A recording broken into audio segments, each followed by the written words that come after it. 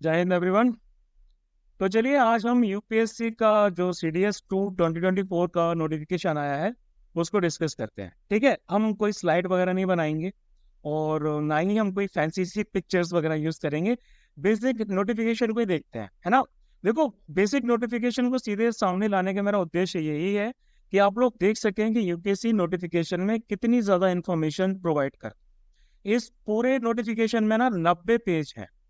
90 pages है ना, तो भाई 90 पेजेस में आप इमेजिन कर सकते हैं कि भाई कितनी ज्यादा इन्फॉर्मेशन है। तो बेसिक बेसिक इन्फॉर्मेशन हम कवर करते जाएंगे और मैं आपको बताता जाऊंगा कि भाई क्या क्या इन्फॉर्मेशन आपको यहाँ से सीधे सीधे मिलती है।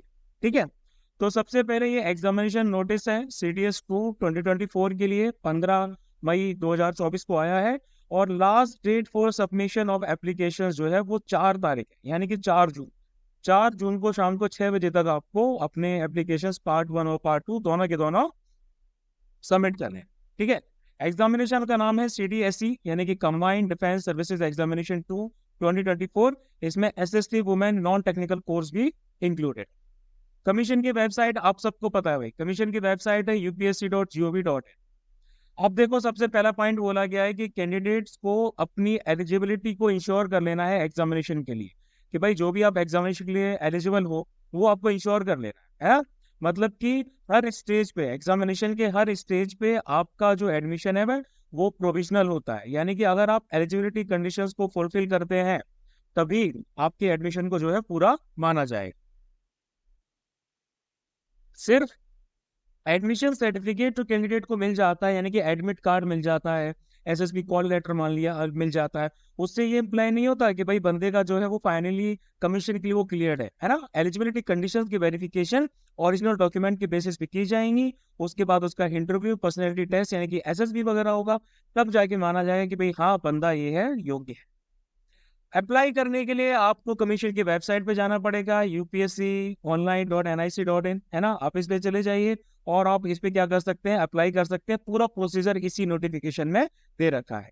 सबसे पहले अगर आपने वन टाइम रजिस्ट्रेशन यानी कि ओटीआर के लिए रजिस्टर नहीं किया है तो आप ओटीआर के लिए रजिस्ट्रेशन कीजिए, ताकि यूपीएससी के द्वारा कंडक्ट किए जाने वाले हर एग्जाम के लिए आप आपको पूरा डिटेल्ड एप्लीकेशन ना भरना पड़े। उसके बजाय आप उसी एक एप्लीकेशन फॉर्म की जो प्रीवियस इंफॉर्मेशन है आपके ओटीआर के, वो आप उसमें इंक्लूड कर। ठीक है, तो देखिए इसमें लिखा भी हुआ है कि ओटीआर आपको बस once in a lifetime use करना पड़ता है। ठीक है, आपको बार बार इसको रजिस्ट्रेशन इसमें नहीं कराना पड़ता और उसके बाद में आप अपना ऑनलाइन एप्लीकेशन डायरेक्टली फिलअप कर सकते। मॉडिफिकेशन की बात की जाए तो भाई आप अपनी ओटीआर फाइल प्रोफाइल में मॉडिफिकेशन कैसे कर सकते हैं। ठीक है, तो भाई आप जब ओटीआर प्लेटफॉर्म पर रजिस्टर कर लेते हैं तो उसके बाद आपको लाइफ टाइम में एक ही मौका मिलता है ना, कि भाई the option to change in OTR profile data shall be available till expiry of 7 days from the next day after closure of application window. मतलब कि साल में एक बार आपका ऐसा कुछ टाइम पीरियड निकलता है, उस टाइम पीरियड के अंदर आपको क्या करना होता है, आपको उस ओटीआर में बदलाव करना होता है। अब ये सब जो चीजें देखो चलती रहेंगी, हम मेन मुद्दे पे आते हैं, यानी कि हम सीडीएस की बात करने आए थे तो हम सीडीएस की बात करें। ठीक है, तो भाई क्या हो रहा है माउस को, चलो हम ऐसे चलेंगे। ठीक है, लास्ट डेट फॉर सबमिट जो सबमिशन है एप्लीकेशंस की वो 4 जून 6 बजे तक है, शाम को 6 बजे तक। जो भी एलिजिबल कैंडिडेट्स हैं उनको एग्जामिनेशन से एक हफ्ते पहले तक ये एडमिट कार्ड इश्यू हो जाएगा।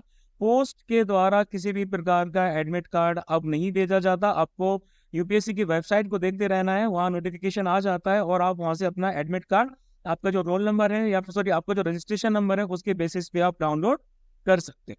ठीक है, अब उसके बाद में आगे बात करते हैं पेनल्टी फॉर रॉन्ग आंसर। तो ये बहुत इंपॉर्टेंट पॉइंट है। आपको पता है कि सीडीएस एक ऑब्जेक्टिव क्वेश्चन पेपर है, एमसीक्यूज पूछे जाते हैं इसमें। तो यहाँ पर नेगेटिव मार्किंग भी होती है रॉन्ग आंसर्स के लिए। ठीक है, ऑब्जेक्टिव टाइप क्वेश्चन पेपर्स में नेगेटिव मार्किंग होती है, ये आपको आगे बताया जाएगा।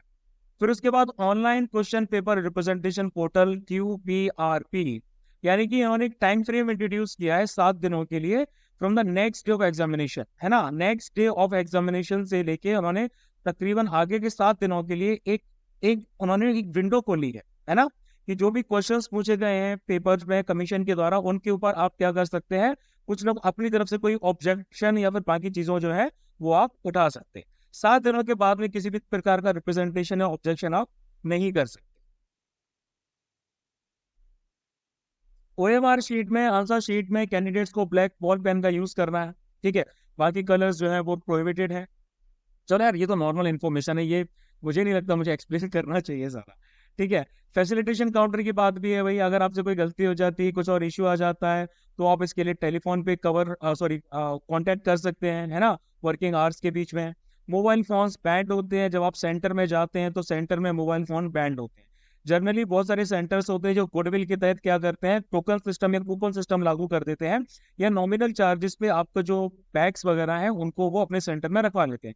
अदरवाइज ऐसा करना उनके लिए कंपलसरी नहीं है ना, ऐसा करना उनके लिए कंपलसरी नहीं है।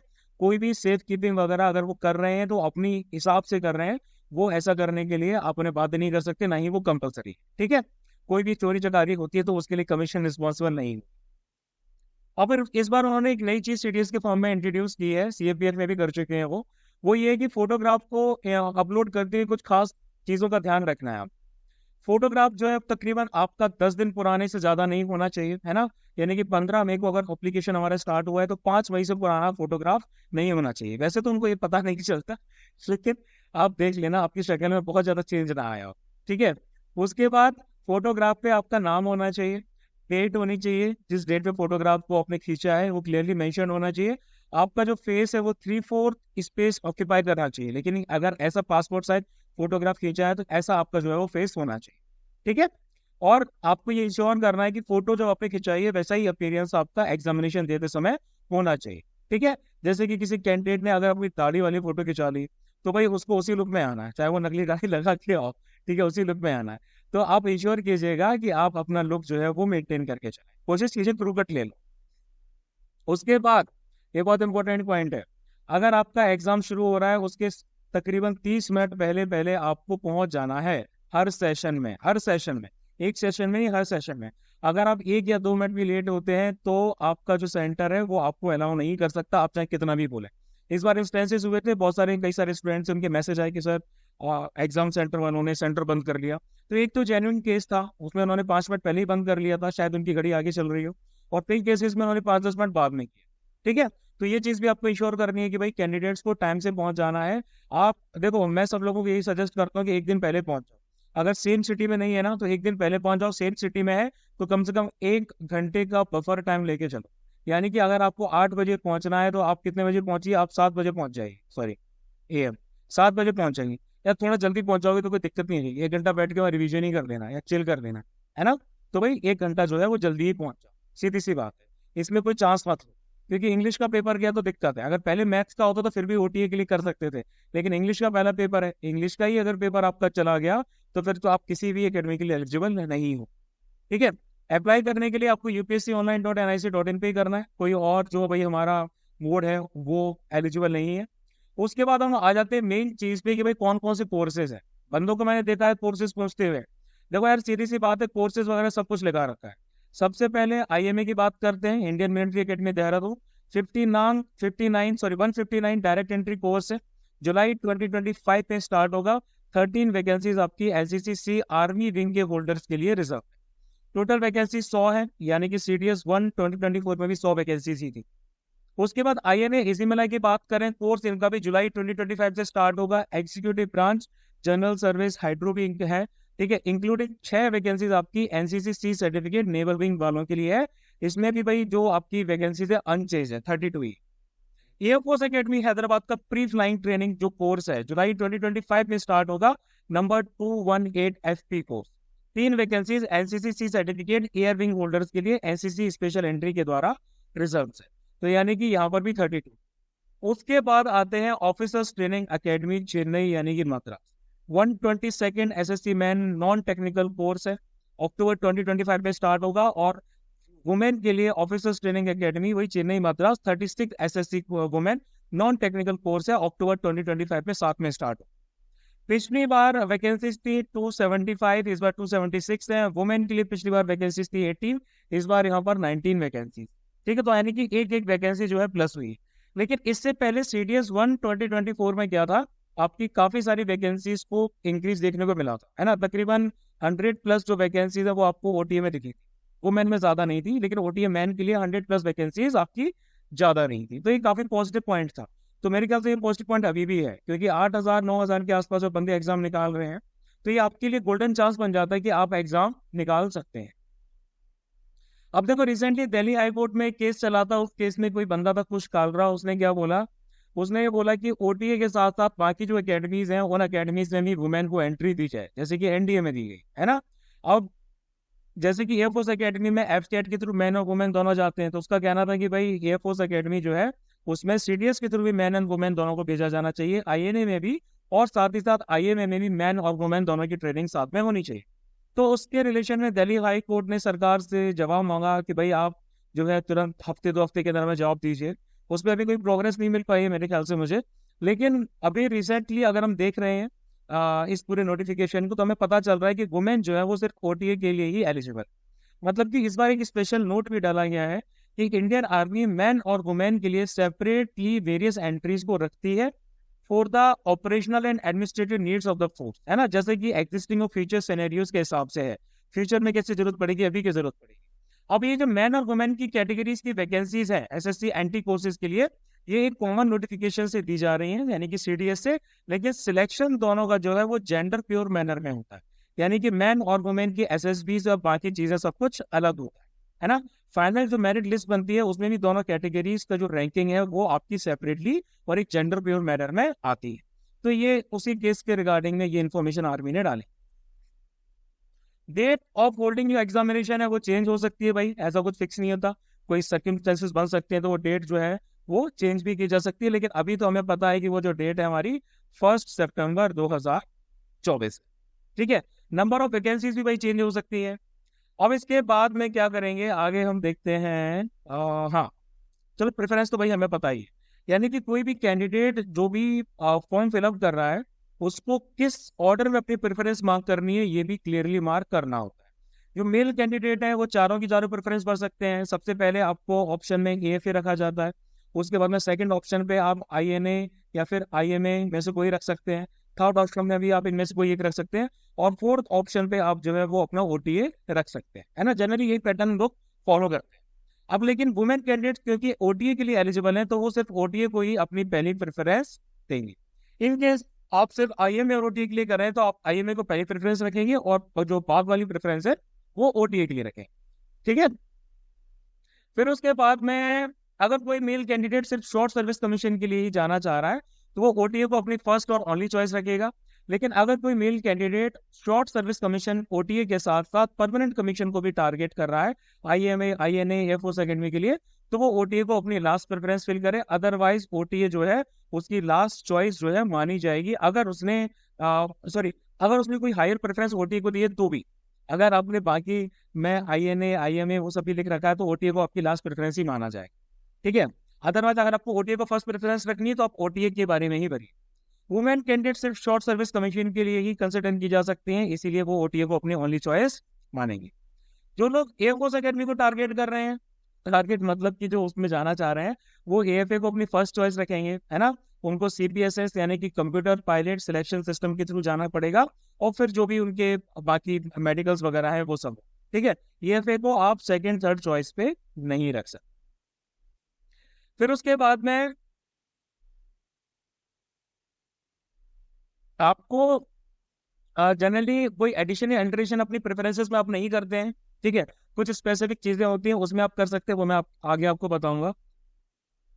फिर आगे आते हैं भाई, आगे आते हैं, हाँ, यानी कि आईएमए के जो लेफ्ट वर्क कैंडिडेट्स हैं, जो लोग रिकमेंड हो चुके हैं आईएमए के लिए, आईएनए के लिए, एएफए के लिए, है ना, तो इनको यूपीएससी ने रिकमेंड कर दिया कि भाई इनको परमानेंट कमीशन दिया जाना चाहिए फाइनल रिजल्ट के बेसिस पे। लेकिन वो किसी भी स्पेसिफिक रीजन की वजह से इन सारे कोर्सेज में नहीं एंट्री ले पा रहे हैं, मे बी मेरिट आउट हो गए या फिर कोई और चीज है, तो अगर शॉर्ट सर्विस कमीशन में अगर जगह खाली है और उन्होंने उसको अपनी चॉइस में फिलअप किया है तो उनको ये चीज ग्रांट की जा सकती है, उनको एसएससी जो है वो दिया जा सकता है ना। लेकिन ये तब होता है कि जब एसएससी के लिए जो बंदे compete कर रहे हैं वहां पे वैकेंसीज की कमी पड़ेगी, वहां पर वैकेंसीज पूरी फुल नहीं हो पाई इस केस, ठीक है।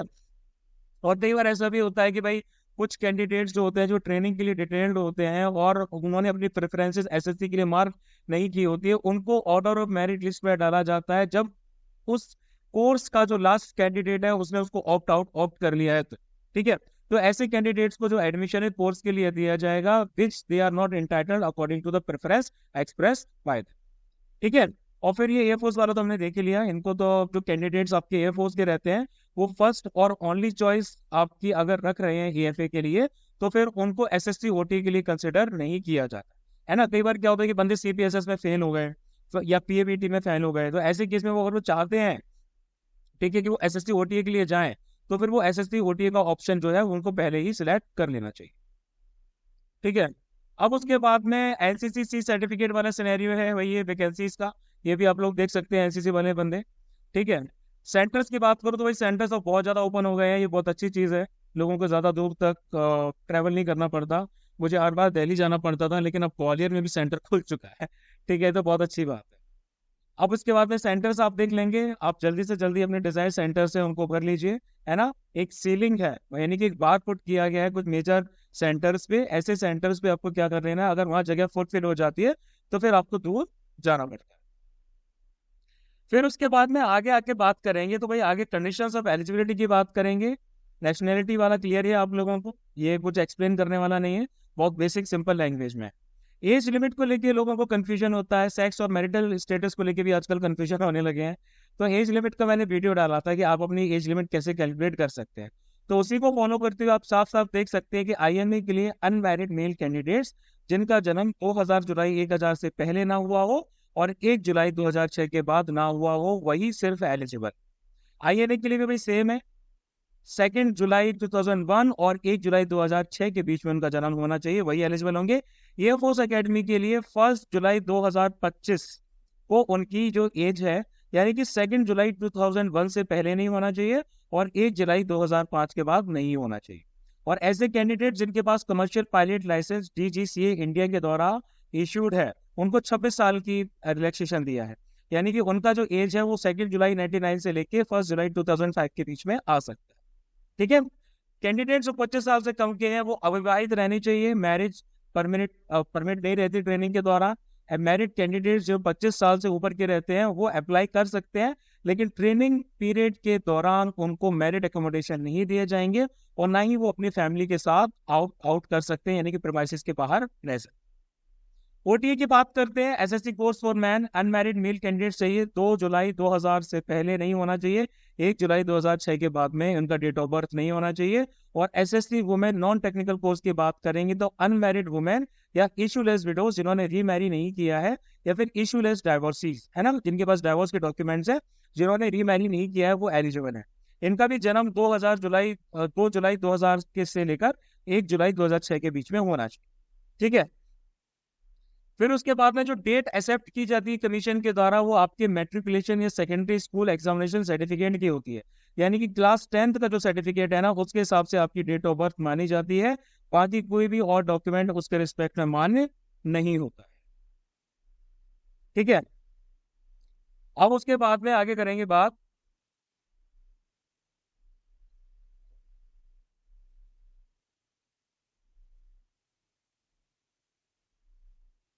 All communication in this regard. हाँ, ओके ओके। कोई भी कम्युनिकेशन अगर आपको सेंटर से करना है तो भाई ये सारी की सारी डिटेल्स आप जो है वो एंटर करेंगे, इन्हीं डिटेल्स के साथ में आपसे कम्युनिकेट किया जाएगा।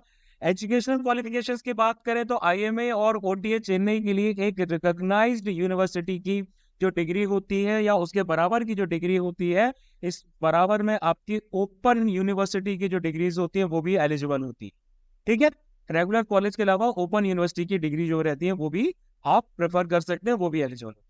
आईएनए के लिए डिग्री आपकी एक इंजीनियरिंग में डिग्री होनी चाहिए, नॉन इंजीनियर जो है इसके लिए अप्लाई नहीं कर सकते। एयरफोर्स एकेडमी के लिए रिकॉग्नाइज्ड यूनिवर्सिटी की डिग्री होनी चाहिए, लेकिन फिजिक्स और मैथमेटिक्स आपने 10+2 लेवल पर किया हो, या फिर अगर आपने जो है वो बैचलर ऑफ इंजीनियरिंग किया। ठीक है। जो भी ग्रेजुएट्स जो अपनी आर्मी नेवी एयरफोर्स को अपनी पहली चॉइस रख रहे हैं, उनको अपने ग्रेजुएशन का प्रूफ सबमिट करना पड़ता है on the date of commencement of the SSB interview at the SSB. लेकिन होता क्या है कि कई सारे कैंडिडेट्स फाइनल ईयर में पढ़ रहे होते हैं, यानी कि कई सारे ऐसे कैंडिडेट होंगे जो जुलाई में आपके क्या है लास्ट ईयर में एंटर करेंगे, तो जो फाइनल ईयर या सेमेस्टर डिग्री कोर्स में एनरोल हो चुके हैं और उनको फाइनल ईयर एग्जाम उनका होना बाकी है, तो वो क्या करते हैं, ऐसे कैंडिडेट्स की कोई बैकलॉग नहीं होनी चाहिए। जब वो एसएसबी के लिए जाते हैं ना, तो उनकी कोई प्रीवियस बैकलॉग्स नहीं होनी चाहिए, यानी कि उनको कॉलेज से लेना पड़ता है एक बोनाफाइड। उनके कॉलेज में बोनाफाइड इशू होगा, बोनाफाइड में ये लिखा रहता है कि भाई ये जो बंदा है इसकी अभी तक की सारी बैकलॉग्स क्लियर है, और ये बंदा क्या कर सकता है, ये बंदा इस जुलाई 2025 में अपना जो डिग्री है वो पास कर लेगा, ऐसा एक क्लेम करके दिया जाता है। ठीक है, तो वो आपके कॉलेज की तरफ से ही आता है, कॉलेज के रजिस्ट्रार वगैरह है वो आपको बना के दे देंगे, या फिर आप इंटरनेट पे कहीं भी उसका जो फॉर्मेट है वो डाउनलोड कर सकते हैं। ठीक है, तो बेसिक सिनेरियो आपका एजुकेशन क्वालिफिकेशंस का कुछ इस प्रकार रहता है। ठीक है,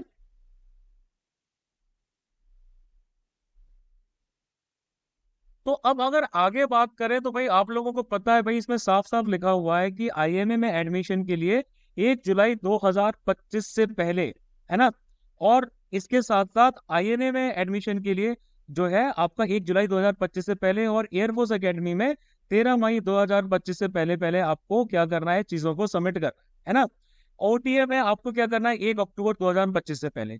जो भी कैंडिडेट्स जिनके पास में उनकी डिग्रीज वगैरह है गवर्नमेंट से रिकॉग्नाइज्ड है, चाहे वो डिस्टेंस डिग्री हो, टेक्निकल डिग्रीज हो, प्रोफेशनल डिग्रीज है, वो उनको सबमिट करनी होती है। किसी के पास अगर ये डिग्रीज नहीं होती है तो फिर क्या होता है, तो फिर मुझे डॉक्यूमेंट नीचे करना पड़ेगा यार, ये माउस मेरा सही से काम नहीं कर रहा।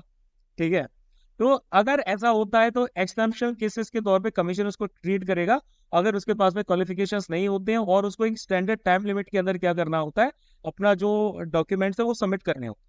ऐसे कैंडिडेट जो फाइनल ईयर डिग्री एग्जामिनेशन में बैठे हैं, फाइनल ईयर में है, वो भी सीडीएस दे सकते हैं, सीधी सी बात है, लेकिन ये एक स्पेशल कंसेशन उनको दिया जाता है।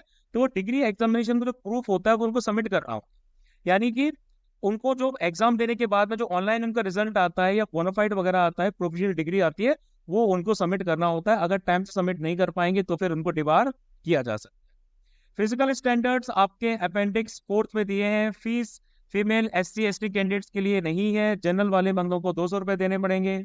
ठीक है, उसके बाद बात करें आगे, ये तो नॉर्मल इन्फॉर्मेशन आ गई। हाउ टू अप्लाई आप लोगों को पता ही है, मॉडिफिकेशन इन ओटीआर प्रोफाइल, ये सब मुझे बताने की जरूरत नहीं है, ये हमारी कंसर्न मतलब कंसर्न की चीज है, लेकिन ये कुछ ऐसी खास बताने वाली चीज नहीं। ठीक है, ये भी कुछ स्पेसिफिक पॉइंट है government service arm forces candidates के लिए, ये भी आप लोग देख सकते हैं। उसके बाद में आगे बात करें भाई, आगे बात करें तो भाई हमारा क्या आ जाता है, लास्ट डेट भी आ गई भाई। ठीक है, करस्पॉन्डेंस वाला फैक्टर भी आ गया भाई, ये भी हमारा दे रखा है। इसके बाद में क्या आता है भाई,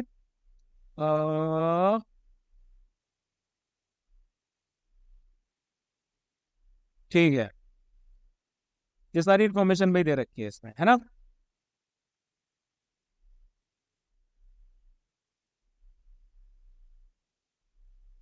डिस्क्वालिफिकेशन ट्रेनिंग कोर्स में कैसा होता है, public disclosure of marks scheme. तो भाई आप लोगों को पता है कि भाई जब आप एग्जाम दे देते हैं उसके बाद में जब लास्ट में सबसे लास्ट में ओटीए का रिजल्ट आता है, यानी कि ओटीए के बंदों का एसएसबी हो गया, उनका रिकमेंडेशन हो गया, रिकमेंडेशन के बाद उनकी मेरिट आ गई, उनकी मेरिट के आने के 10-15 दिन बाद ही आपका 10-15 दिन की विंडो के लिए क्या रहता है, आपकी यूपीएससी की वेबसाइट पे आपके मार्क्स दिखाई देते हैं, लेकिन ये पूरा 1 साल लग जाता है उस प्रोसेस में, है ना। तो मेरे ख्याल से यूपीएससी को थोड़ा जल्दी मार्क्स को डिस्क्लोज करना चाहिए।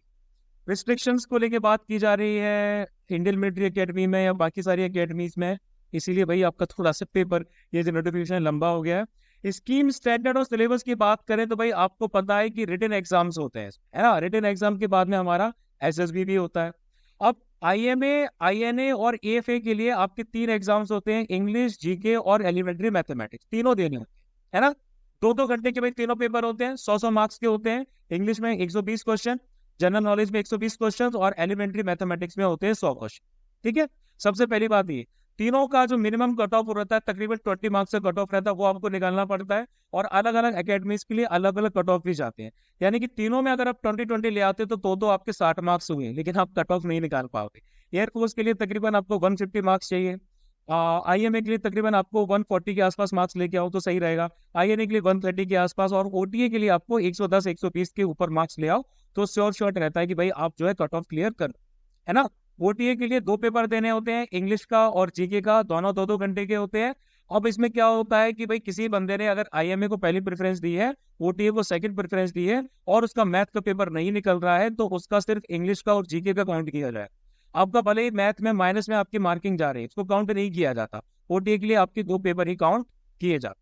ठीक है, 300 300 300 नंबर के तीनों पेपर होते हैं, 200 जो आपका रहता है हाँ, एक सेकेंड। हाँ, इंटरव्यूज के लिए फिर वो आपके वो 200 मार्क्स हो जाते हैं। ठीक है, फिर उसके बाद में आगे वो ओटीए के लिए रहता है। बाकी 300 मार्क्स जो आपके रहते हैं वो इंटरव्यूज के लिए, वो आईएमए, आईएनए और एएफए के लिए रहते हैं। ठीक है, और फिर ऑब्जेक्टिव टाइप क्वेश्चंस पूछे जाते हैं, आप सबको पता है ना। जीके और एलिमेंट्री मैथमेटिक्स को बाइलिंगुअली सेट किया जाता है, यानी कि एक पेज पे हिंदी के क्वेश्चंस होते हैं और वही क्वेश्चंस दूसरे पेज पे इंग्लिश के होते हैं, लेकिन इंग्लिश तो इंग्लिश में ही रहता है। ठीक है, और स्टैंडर्ड्स और सिलेबस ऑफ द एग्जामिनेशन, भाई आपको देखो, यूपीएससी कहती कुछ और है, करती कुछ और है ना। यानी कि हम अगर एलिमेंट्री मैथमेटिक्स की बात कर रहे हैं तो उसमें कहा जाता है मैट्रिकुलेशन लेवल, यानी कि क्लास 10th के लेवल का पूछा जाता है, लेकिन लेवल थोड़ा सा बढ़ जाता है। यानी कि एक इंडियन यूनिवर्सिटी के ग्रेजुएट से कैसा एक्सपेक्ट किया जा सकता है, उस हिसाब का लेवल आपका पूछा जाता है। तो भाई डिफिकल्टी लेवल तो आप लोगों को पता ही है, यूपीएससी बढ़ा रही है। हालांकि इंग्लिश में तो काफी हद तक मोर और लेस सेम ही रहता है। जीके में भाई जैसे बता दिया, भाई साइंटिफिक एस्पेक्ट्स की चीजें हो गई, ये सब चीजें हो गई, ज्योग्राफी, हिस्ट्री वगैरह, ये सब के बारे में आप 120 डेज की जो स्ट्रेटेजी मैंने शेयर की थी उसको आप देख लेना, उसमें मैंने अच्छे से एक्सप्लेन किया है। And please like, share and subscribe our channel. ठीक है, इससे हमें रीच मिलेगी और हम और अच्छे वीडियोस बना पाएंगे। ये थोड़ा डिटेल में दे रखा है।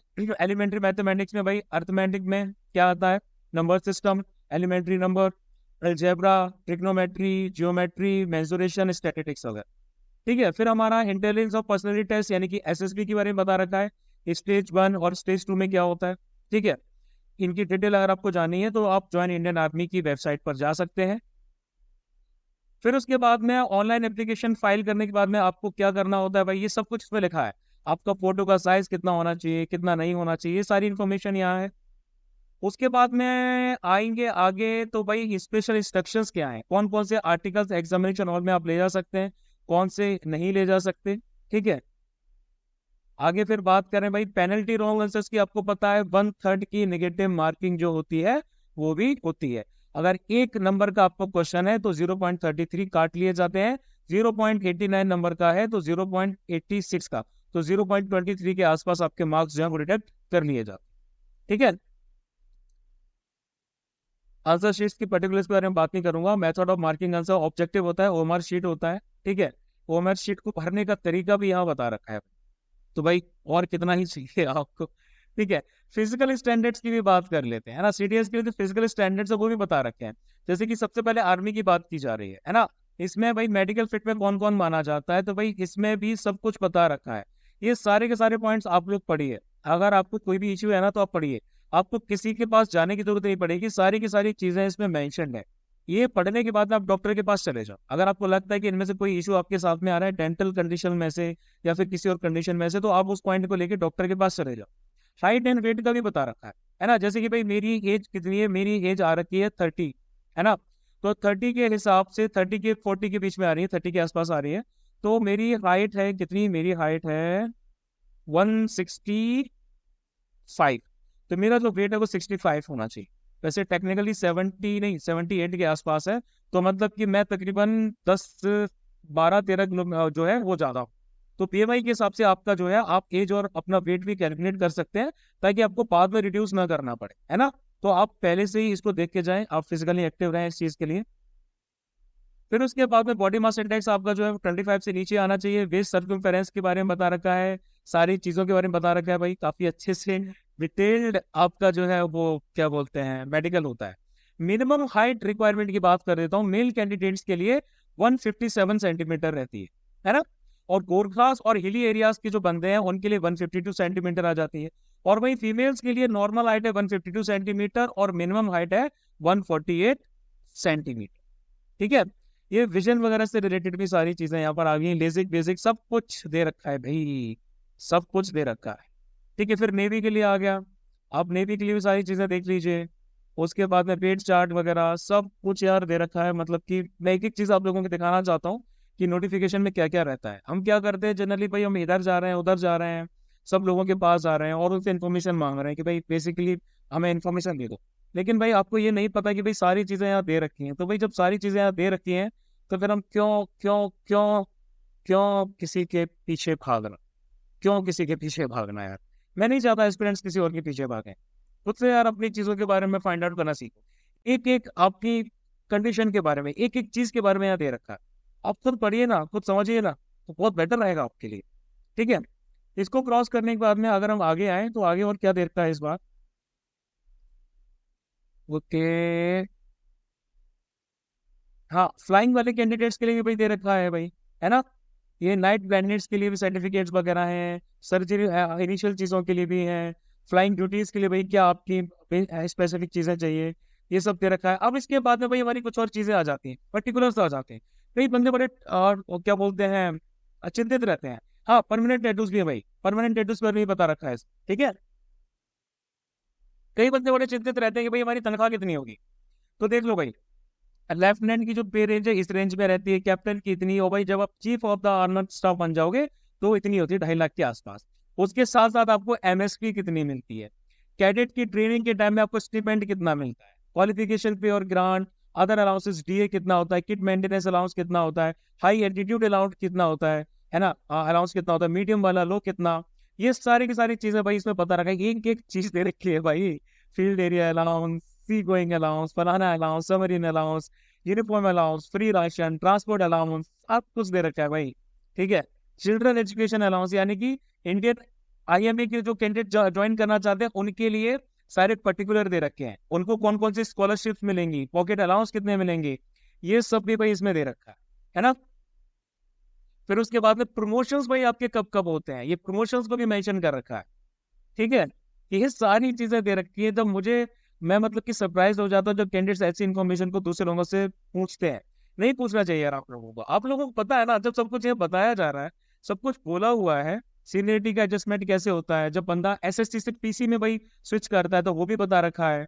ठीक है, लीव आपको कैसे मिलती है, मैटरनिटी लीव क्या है, बाकी सब चीजें क्या है, सब कुछ दे रखा है भाई यार, मतलब कि 100% चीजें कवर्ड है। तो मत जाओ किसी के पास में, है ना, किसी और की दया की भीख मत मांगो, किसी और के भरोसे मत बैठो, खुद से करो, खुद से चीजों को करना सीखो। समझ आ गया ना नोटिफिकेशन में क्या है।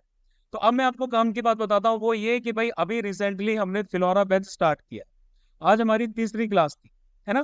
फिलोरा बैच आपका CDS 2 2024 के लिए किया जा रहा है। 115 दिन का हमारा बैच है ये आपका एग्जाम तक चलेगा, यानी कि 1 सितंबर तक चलेगा।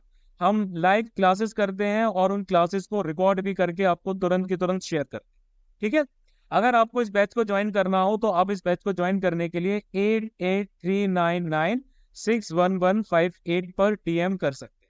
आप व्हाट्सएप पे इस नंबर पे DM कीजिए अपने नाम के साथ, अपनी करंट सिटी के साथ, आप कौन सा कोर्स यानी कि कोई कौन सी डिग्री या कौन सी जॉब कर रहे हैं, और आप कौन से कोर्स में इनरोल करना चाहते हैं। यानी कि हमारे पास इनरोलमेंट के अलग अलग ऑप्शन है। जैसे OTA के लिए जो इनरोल करना चाहता है, इसमें इंग्लिश और मैथ रहेगा, इसकी फीस 3500 है। कोई बंदा सिर्फ मैथ्स के लिए एनरोल करना चाह रहा है तो इसकी फीस है 1500। और कोई अगर कंबाइंड सारे कोर्सेज के लिए करना चाह रहा है, यानी कि GK plus English plus maths, इसके लिए जो हमारी फीस है वो है 5000। तो भाई आप एनरोल कर सकते हैं, अभी 2-3 दिन ही हुए हैं कोर्स को स्टार्ट हुए आप लोग एनरोल कीजिए और सिस्टमेटिक पढ़ाई कीजिए, क्योंकि हम जो पढ़ाई करवाने वाले हैं ना, हम यूपीएससी के अपडेटेड पैटर्न के हिसाब से पढ़ाई करवाने वाले हैं, है ना। नॉर्मल पैटर्न से नहीं करवाएंगे, जो पहले हमने पढ़ाया था उससे ही हमारे बहुत क्वेश्चंस आए हैं। आप लोग जीके के आंसर की वाला वीडियो देखिए, आपको पता चलेगा कि कितने क्वेश्चंस हमारी क्लासरूम स्लाइड से आए हैं। करंट अफेयर्स में ही हमारे 20 से प्लस क्वेश्चंस आए। तो आप लोग इस नंबर पे इनरोल करने के लिए अपनी डिटेल शेयर कर सकते हैं। बैच का एनरोलमेंट क्लोज नहीं हुआ है, क्योंकि मुझे पता था कि भाई नोटिफिकेशन आने के बाद और ऐसे बहुत सारे बच्चे हैं जो इनरोल करेंगे, है ना। बैच की स्ट्रेंथ 100 से कम ही रखी जाएगी, लेकिन इसीलिए आप लोग इनरोल करना चाहते हैं तो एज सुन एज पॉसिबल आप इनरोल कर लीजिए, ताकि आप जो है प्रीवियस लेक्चर्स आपको अवेल करने में, यानी कि ज्यादा टाइम स्पेंड ना करना पड़े। ठीक है, तो बस यही कहना था मित्रों, नोटिफिकेशन हमारे सामने है, डिटेल्स मैंने आपके सामने रख दी है, जल्दी चाहिए फॉर्म फिलअप कर लीजिए। कोई भी डाउट आता है तो आप कमेंट में मुझे बताइए, या फिर इस नंबर पे DM करके, या फिर जो हमारे टेलीग्राम और बाकी के व्हाट्सएप ग्रुप्स वगैरह है, आप उन पे जाके भी अपने डाउट्स को पूछ सकते हैं। ठीक है, ठीक है मित्रों, जय हिंद टू यू ऑल।